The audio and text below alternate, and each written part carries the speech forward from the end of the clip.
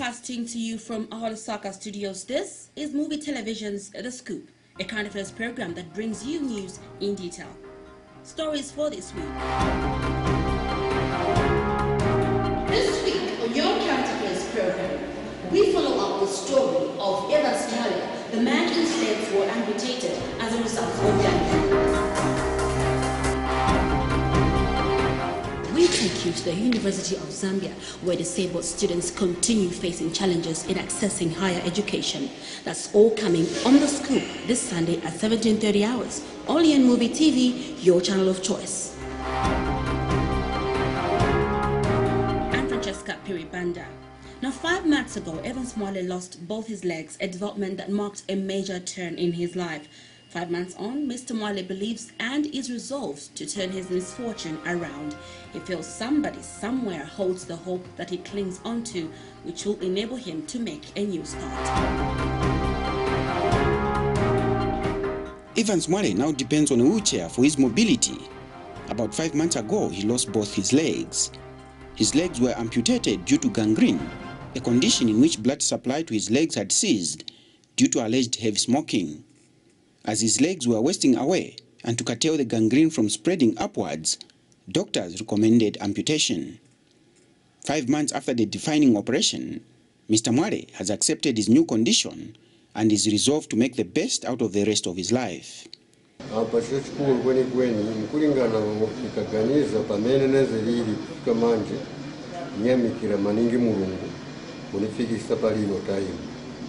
Niziva chikupiro linacho kuti umoyo nikalinawo wenda pasogolo chimene ngapempheko chabe kuli vaja vachifundo angandithandizeko mkulingana na mwamene nilili umoyo wanga pano pamene nilili ilibe viliponse pamene ningakwanise kuchita. At the time Mr. Mwale suffered his misfortune, he was working as a house servant. The last few months have been difficult for his family, especially his 3 children, as he has been unable to provide for them. Mr. Mwale knows what he wants to do going forward and strongly believes someone somewhere out there can help him. Ipemphako kuma well wishers nchakuti angandithandizeko kandalama kuti ningambeko business wene mwene wake vajanizinkhalira kupeza kuti nizithandizako kudya nyumba socha pang'ono pang'ono mwamene angandithandizireko machikulu maningi chamene nifuna chabe ngati angandithandizeko capital kuti ningambeko business ndiye chikulu chamene nipemphako. Itani ya grocery ngati pangapezeke wonithandiza angandithandizeko capital chabe ngati nkuyamba angandithandizeko 5,000 kwacha. The good news for Mr. Mwale is that he will soon leave his wheelchair, as the orthopedic department at the University Teaching Hospital has finished making his artificial limbs. The department is proud as it gives people who face the misfortune of losing their legs a second chance to walk again. Some of the, could I say, this is a type of artificial limb that is expected to be fitted to Mr. Mwale. In fact, we had fitted already, it's just that we had to dismantle because of his condition, since he has undergone a refashioning of the stumps. So definitely there will be change of volume of the stump, a lot of changes, even the shape. So we have to redo again. So, but this is the way, this is how it will be, they are, or how it will be seen at the, when we do what we call a skeleton, as he goes into the training and the like. But this is not the final product, of course. It will have to cover so that it looks as a normal leg. And then there are those that are amputated above the knee. The product looks like this at a skeleton stage. Then this is the socket. This is the what can we say, maybe a port or something that the remaining part of the limb is fitted in. It all starts here in the measuring room, where the client or patient's dummy limbs are done. This is where the fabrication of an appliance begins from. So we do take what we call cast taking or measurements taking from here. So as you can see, there are some of the casts that have just been taken. Okay, so these are children with some deformities of the feet. The next stage is into the machine room, where the measurements are put into actual products.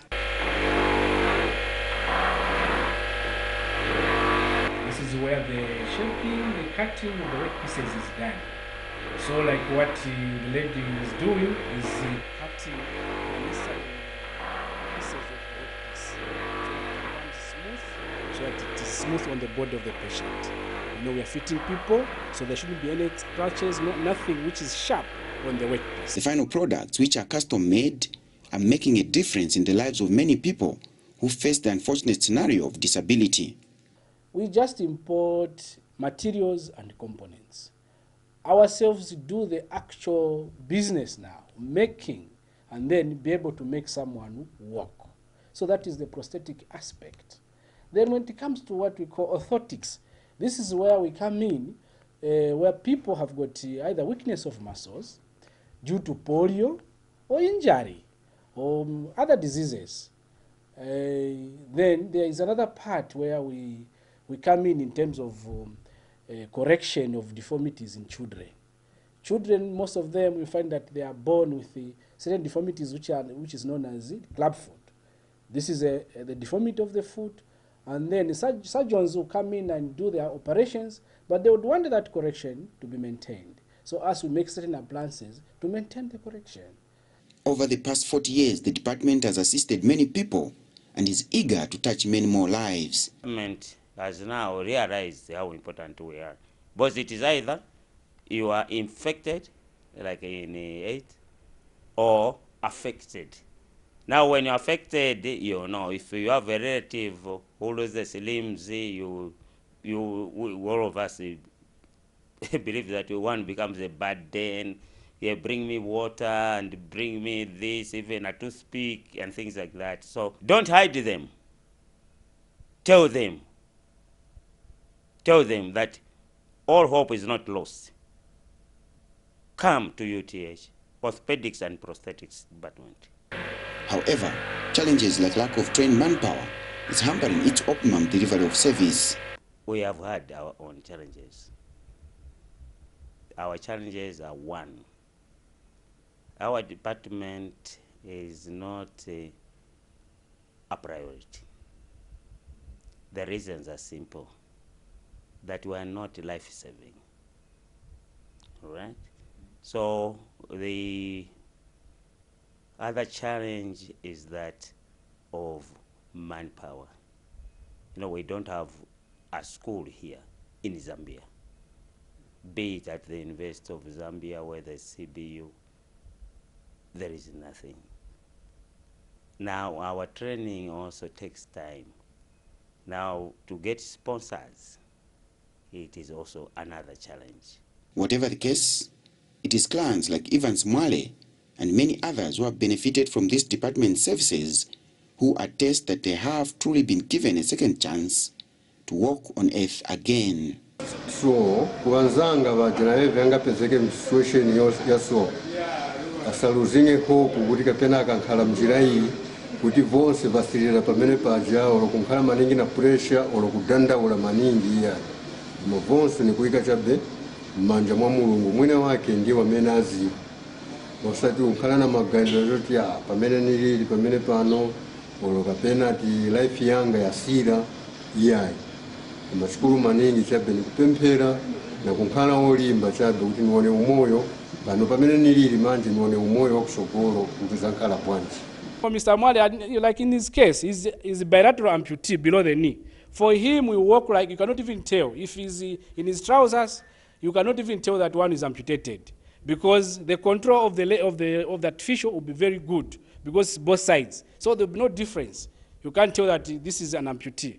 But for one with one side amputated, definitely there will be a problem, because the sound one will do better than an artificial. So you can tell the difference. So that's why there's this slogan of we are able to make people walk twice on earth. Even God said, let the children come to me. This is where we're saying, let the disabled come to us. We will make them walk twice on earth. Accessing and attaining education for persons with disabilities in Zambia does not come easily. The challenge gets even harder as the disabled student progresses through to higher education. This is the state of affairs for students with hearing impairment at the University of Zambia, where lecturers have no sign language skills. How then do these students learn?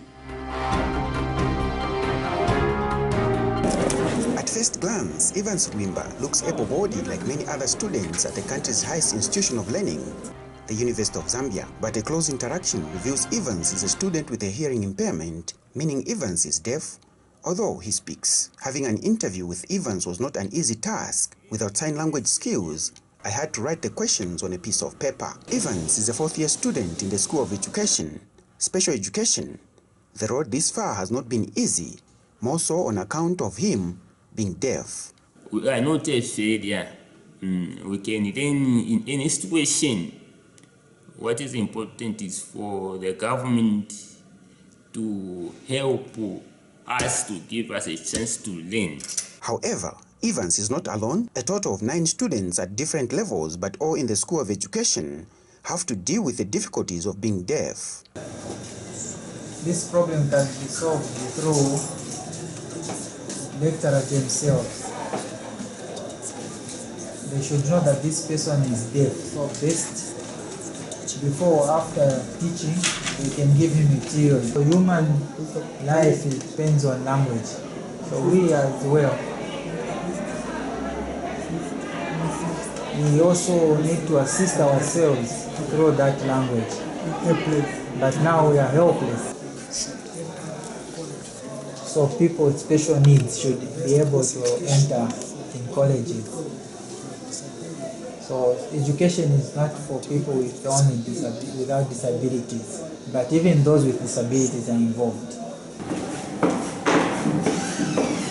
Dr. Beatrice Matafwali is the head of department, Educational Psychology, Sociology, and Special Education. She admits her department is handicapped in providing deaf students with required support. In the past 1 year, we have received support from Kentalis International of the Netherlands, who have provided us with financial support to access services of sign language interpreters. So at the moment, we have 2 sign language interpreters. But I must mention that even with the availability of sign language interpreters, the number of sign language interpreters is not adequate compared to the demand on the ground. Dr. Matafwali acknowledges limitations to provide an ideal environment for students with hearing impairment is infringing on their right to education. We have a total of 9 students with hearing impairments, and all of these students are pursuing a degree in special education. To some students, it was not their first option. They would have loved to follow other careers, but because we do not have experts in all the departments and all the faculties within the university who can handle students with hearing impairments. There's only one question. Divided into 3 parts. Dean Chipampe is one of the 2 part-time sign language interpreters at the University of Zambia. He could perform much better if integrated in teaching concepts. It's a part-time work that I'm engaged. Of course, sometimes you go into a lecture. If it's the first, maybe they're introducing a topic, so you expect not to know anything, not until it is introduced.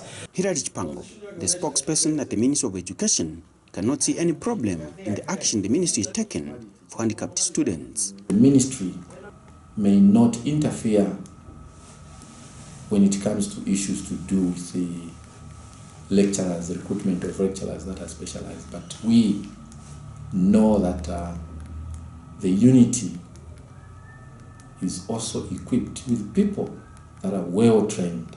An ideal environment to ensure access to quality education for persons with disabilities like Evans and his colleagues who are deaf is a cherished dream. The Persons with Disabilities Act of 2012 provides that the Ministry of Education will ensure that persons with disabilities can access an inclusive, quality and free primary education, secondary education and higher education on a quality basis with others in the communities in which they live.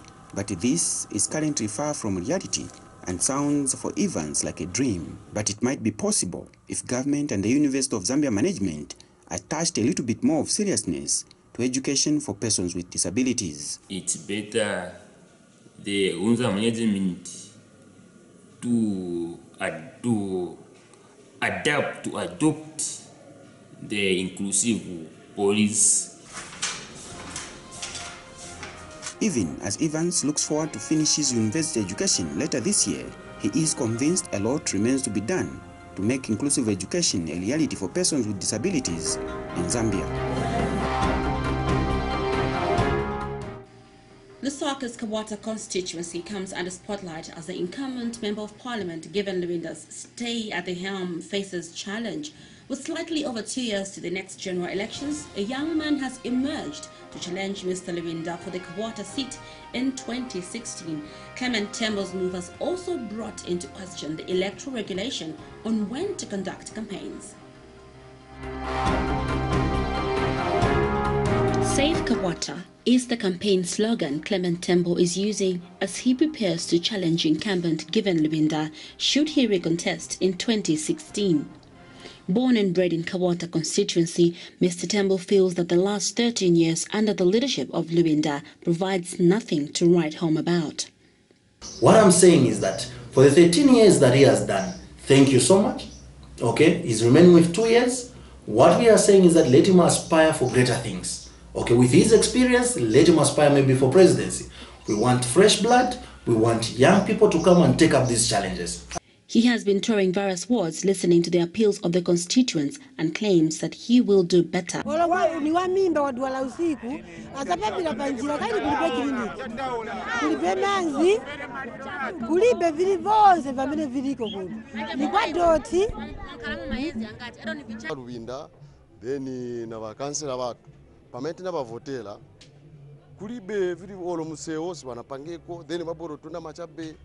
mabo kutati mpangilani mabo aya mabo baya situona palibe bosi improvement ija tufunga tuone ko vintu vanzelo mwaona azisi bamkomboni sitiri kumayadi tifuna tuone kuti vintu vachinja batimangire ko market mwaona mkati mulibe market. Okay, Kabata constituency is not only Bama Road and Chirumburu, no. Even Jack compound is part of Kabata. Lilai is part of Kabata. People here are suffering. To me, I've taken it personal because I've been here before and I know what it means. Okay? I know what it means. Poverty is bad. People here are suffering. Mr. Tembo claims the exercise is to introduce himself to the electorates. Ordinarily, campaigns usually start as the elections draw near, but Mr. Tembo wants the electorate to know that come 2016, he will be standing as Member of Parliament. Let people not shiver. What we are doing is just introducing ourselves. I just want to familiarize with my people. I want my people to get to know me. I don't know how best it is going to be interpreted. Let other people also explain. But one thing I'll tell you is that all I'm doing is just introducing myself to the people. I have a right as a Zambian citizen to come and talk to you, to introduce myself to you so that you consider me come 2016. This is why most of our MPs have been so relaxed, because there's no one to do the checks and balances. They're so comfortable. They wait, it's afterwards 5 years. You see them passing in their big cars, hiding themselves because no one can talk to them. They know that until after 5 years, but that is coming to an end. Maybe on record, and people need to know that there was a man who said in 2014, this date on the 10th July, that going forward things should change. Our politicians are supposed to be questioned on a daily basis. Whatever platform you use to question them, may they be questioned. But what I'm doing is introducing myself to my people. It is a well-known fact that Zambian politicians usually wait until it's election time to talk to the electorate on pressing issues in their constituencies.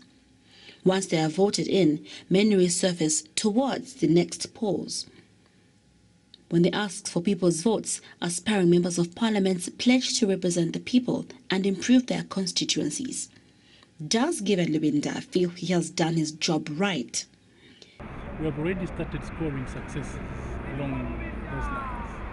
I did promise the people of Kabata constituency that within the next 5 years, 2011, 2016, I will make sure that I construct 5 police stations. I have done 2 already. I'm working on the 3rd. The 4th is yet to come in Livala, and the 5th is yet to come in Kabata. And I'm sure that I'll do that before 2016. With God's help, I'm sure that by the end of the year, I'll have started work on all the 5. He adds that he is not shaken by Mr. Tembo's appearance on the scene to provide checks and balances. Such things don't shake. such things, as a matter of fact, remind me that the position I hold is a position of great trust, a position that I hold on behalf of the people of Kabwacha constituency, and through them on behalf of the people of Zambia, and that there are many who aspire to hold this office. And when I come to think of it, why is it Kabwacha constituency that is so topical? Why is it that it is in Kabwacha constituency where we hear people saying, I'm going to challenge him in Kabwacha constituency? I take that with pride. Shaken or not, Tembo is definitely putting the Kabwata parliamentarian on his toes as he vows to stop at nothing in his quest to represent the people of Kabwata in parliament. The Foundation for Democratic Process, FODEP, has raised concerns over the political developments in Kabwata, urging the country's electoral body to give guidance.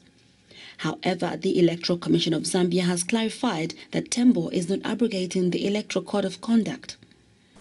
So anything that happens outside that campaign timetable is really outside the Commission's perhaps supervision, if I may use that word.